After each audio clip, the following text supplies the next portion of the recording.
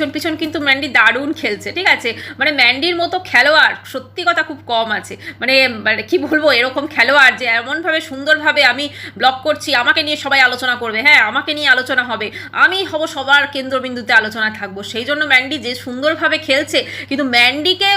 ম্যান্ডিকে নিয়েও যে কেউ খেলাচ্ছে সেটা কিন্তু ম্যান্ডি বুঝতে পারছে না, এটাই হচ্ছে আসল ব্যাপার, বা বুঝতে পেরেও কিন্তু বুঝতে চাইছে না, এটাও হতে পারে। তো এখন ব্যাপার হচ্ছে এই যে ধরুন বাইটিতে, hello everyone, welcome back to my channel. শুরু করছি একটি ভিডিও টাইটেল থাম্বনেল দেখে বুঝতেই পেরেছেন ভিডিওটা কি বিষয়ের ওপর হতে চলেছে। এখনকার এই যে ভিডিওটা হতে চলেছে এটা অবশ্য করেই ওয়াইটির এখন যে বর্তমান পরিস্থিতি সেটা নিয়ে একটা বিষয় কদিন ধরে ভীষণ উঠছে, সেটা হচ্ছে মামি মোয়ে মোয়ে যে ব্যাপারটা। আপনারা প্রত্যেকে জানেন যে ম্যান্ডির এক সময়ের বিশ্বস্ত দালাল, ঠিক আছে, তার লাভ স্টোরি তার ভাগনার সাথে, তো সেটা নাকি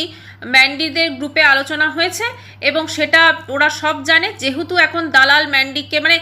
সোজা কথা দালাল ম্যান্ডির খপ্পর থেকে বেরিয়ে চলে এসেছে, এটা হচ্ছে মেন কথা।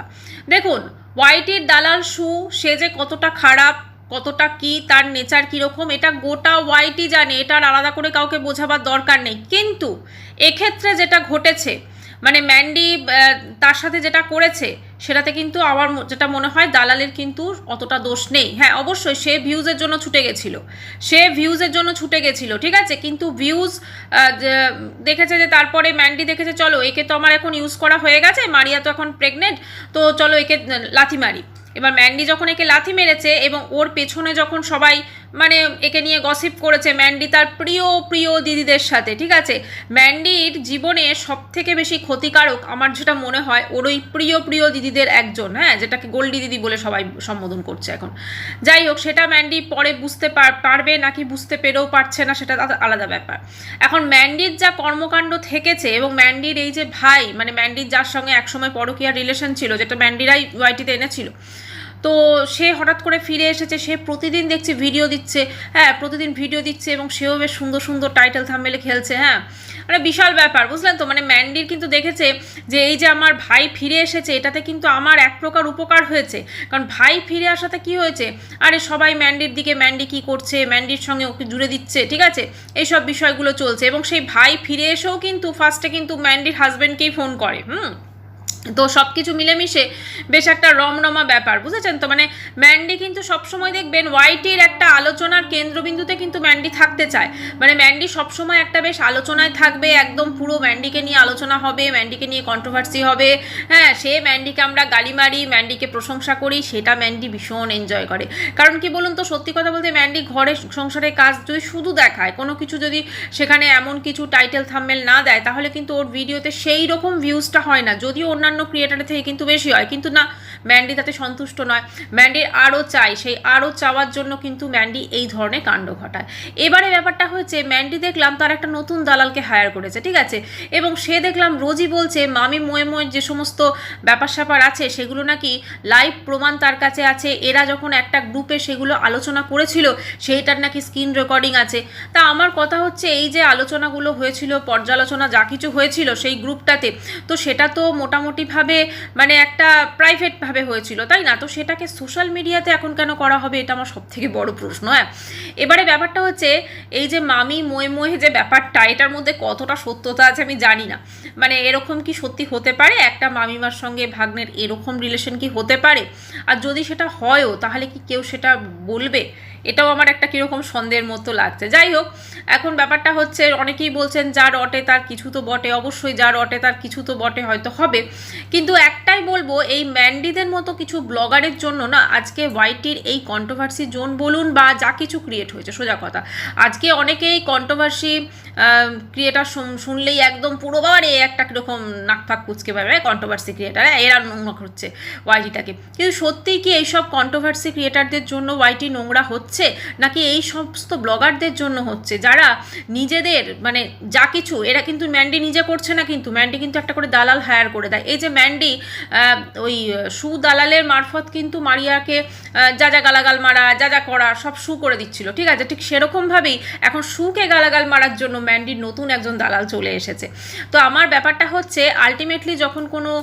কেস কোর্ট কাছারি কিছু হবে, তখন কিন্তু ওই মাঝখানে যে মধ্যস্থতা যে মানুষটি রইলেন, যাকে দালাল হিসেবে হিসেবে ম্যান্ডি নিযুক্ত করলো তার দিকে কিন্তু বারটা যাবে। মানে ম্যান্ডি কিন্তু একদম পুরোপুরিভাবে একদম বেশ থেকে গেলাম আমি, একদম সেফ থেকে গেলাম, আমার কোনো ব্যাপার নেই।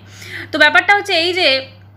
ম্যান্ডির এই যে ব্যাপারগুলো, ঠিক আছে, মানে ম্যান্ডি যে কতটা ঠান্ডা মাথায় দিয়ে সবাইকে খেলাচ্ছে, সবাইকে নাচাচ্ছে, ম্যান্ডি বসে বসে সেই নাচটা কিন্তু দেখছে। কিন্তু আসলে ম্যান্ডিকেও কিন্তু কেউ নাচাচ্ছে, ম্যান্ডিকে নাচাচ্ছে হচ্ছে তার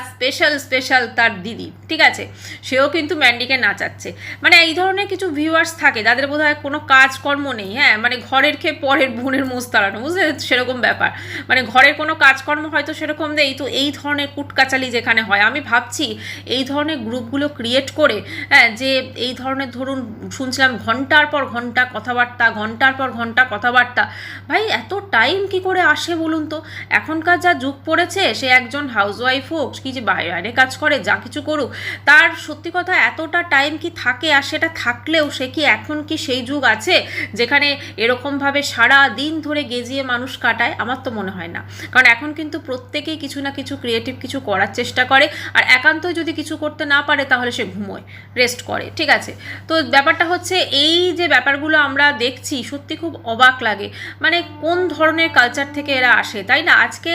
একটা টিকটক থেকে এসে কেউ একজন ঘর সংসারে কাজ দেখিয়ে কয়েকটা ফেমাস হয়েছিল ব্লগ। অবশ্য ম্যান্ডির আজকে যে চ্যানেলটার যেটা মানে পরিণতি, তার জন্য কিন্তু অবশ্যই ম্যান্ডি যেটা বলছিল কদিন আগে দেখলাম, ও নাকি বাচ্চার খেলনা ভিডিও দেখে, হ্যাঁ ওইগুলোতে ওর সব থেকে বেশি ভিউজ এসেছে, কিন্তু সব থেকে বেশি ওর যদি কোনো কিছুতে ওর চ্যানেলটা গ্রো করে সেটা হচ্ছে প্রথম ও টিকটক থেকে এসেছে, এবং তারপরে হচ্ছে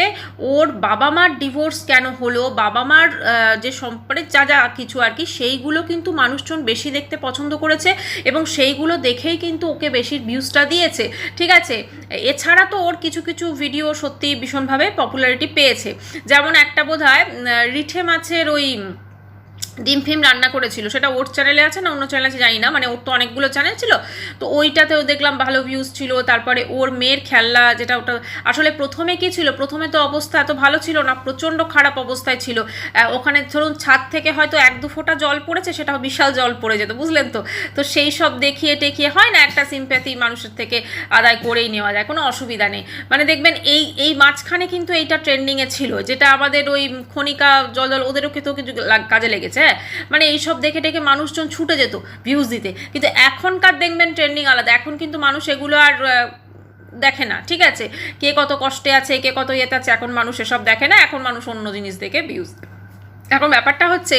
এই যে ম্যান্ডির কর্মকাণ্ড, ম্যান্ডি পিছনে পিছনে খেলছে, ম্যান্ডি ভাবছে আমি তো বেশ হেভি খেলছি, কিন্তু ম্যান্ডিকে নিয়েও যে কেউ খেলাচ্ছে, এই ম্যান্ডির গোল্ডি দিদি, হ্যাঁ, সেটা কিন্তু ম্যান্ডি মানে বুঝছে না। কারণ দেখুন, একটা তো কাউকে তো একটা সাপোর্ট চাই না, কাউকে তো একটা ম্যান্ডির এরকম টাইপ লোক লাগবে, না হলে হবে কি করে? কারণ যার নিজের বাড়ির লোকের মধ্যে এত কিছু লোক রয়েছে, তারা কেউ ম্যান্ডির আপন হতে পারলো না, কিন্তু কোথাকার কোন ওয়াইটির ভিউয়ার সে ম্যান্ডির এত আপন হয়ে গেল। এবং যখন নাকি ওই ভাই ফোন করছে, স্যান্ডি নাকি কনফারেন্সে সেই বিশেষ ব্যক্তিটিকে নিয়ে নিচ্ছে। বাবা, আমি ভাবছি এত ডিমান্ড, হ্যাঁ সত্যি, মানে এত ডিমান্ড যদি থাকে এই রকম ধরনের ভিউয়ার্সদের, তাহলে তো একদম সোনায় সোহাগা, তাই না? তো যাই হোক, একটাই বলবো যে ম্যান্ডির মতো চালাক সত্যি কথায় খুব কম আছে,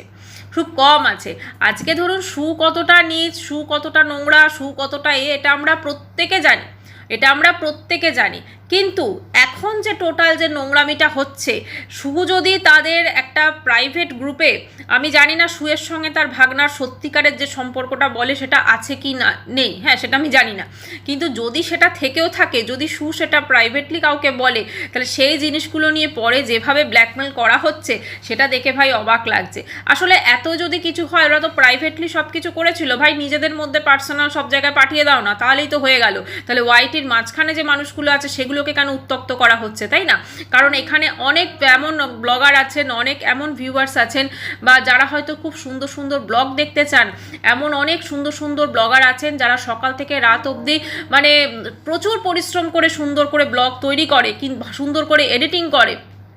তাদের ব্লগ মানুষজন দেখতে যান না, কারণ সেখানে কিন্তু কোনো রকম নোংরামি দেখানো হয় না, সেখানে একটা সুন্দর নিট অ্যান্ড ক্লিন ব্লগ দেখানো হয়, তাই জন্য বোধহয় মানুষ তাদের ব্লগ দেখতে যান না, ঠিক আছে। তো সেইগুলো না দেখে মানুষজন তো এখন এইগুলোর বেশি ইন্টারেস্ট পাচ্ছে না। এখন ম্যান্ডি দেখলাম আজকে একটা ভিডিও দিয়েছে, আমি কি শহর ছাড়লাম, একদম পুরো দারুণ একদম টাইটেল থাম্বনেল, ঠিক আছে। আর সবসময় যে এই যে স্যান্ডিকে দেখায় না, স্যান্ডি ভীষণ ভোলাবেলা, স্যান্ডি ভীষণ